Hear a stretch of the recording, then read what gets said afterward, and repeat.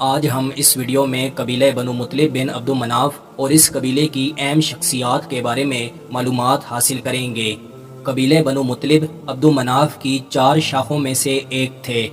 دوستوں، مطلب نبی صلی اللہ علیہ وسلم کے پردادا ہاشم کے چھوٹے بھائی تھے۔ ان کے والد عبد مناف کے 4 بیٹے تھے: ہاشم، مطلب، عبد شمس، نوفل۔ مطلب بن عبد مناف نبی صلی اللہ علیہ وسلم کے دادا عبد المطلب کے چچا تھے۔ جب قریش مکہ والوں نے حضور صلی اللہ علیہ وسلم کے ساتھ بائیکاٹ کیا تو اس وقت بھی بنو مطلب والوں نے حضور صلی اللہ علیہ وسلم کے ساتھ لین دین رکھا۔ اسی وجہ سے قریش مکہ والوں نے ان دونوں خاندانوں کا بائیکاٹ کر دیا تھا۔ شیب ابی طالب پر ہم الگ سے ویڈیو بنائیں گے اور اس میں ہم ان تمام واقعات کو ڈسکس کریں گے انشاءاللہ۔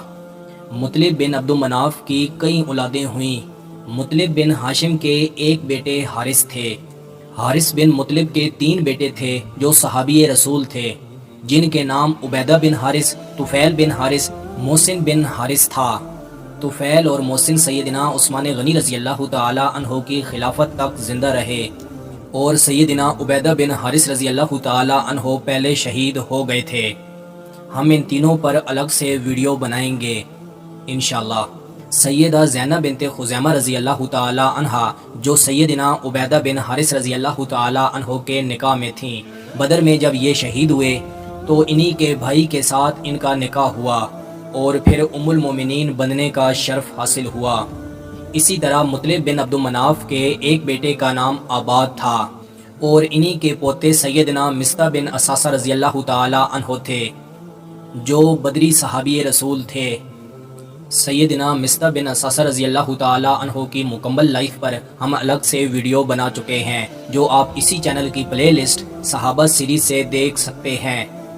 مطلب بن عبد مناف کا ایک بیٹا ہاشم بن مطلب تھا۔ ہاشم بن مطلب کا پوتا رکانہ تھا جو بنی مطلب کی ایک اہم شخصیت تھی۔ پہلوانی میں پورے عرب میں اس کے مقابلے کا کوئی نہیں تھا۔ اس کو کوئی شخص نہیں ہرا سکتا تھا۔ جب اس کا سامنا رسول اللہ صلی اللہ علیہ وسلم سے ہوا تو اس نے رسول اللہ صلی اللہ علیہ وسلم کو مقابلہ کرنے کو کہا۔ رسول اللہ صلی اللہ علیہ وسلم نے اس کو ہرا ڈالا۔ 3 مرتبہ رسول اللہ صلی اللہ علیہ وسلم نے اس کو ہرایا۔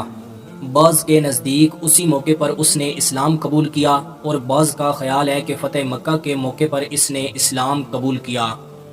رکانہ کے بھائی بھی صحابی رسول تھے جن کا نام عبیدہ بن عبد یزید بتایا جاتا ہے اور انہی کی اولاد میں امام شافعی رحمۃ اللہ علیہ تھے۔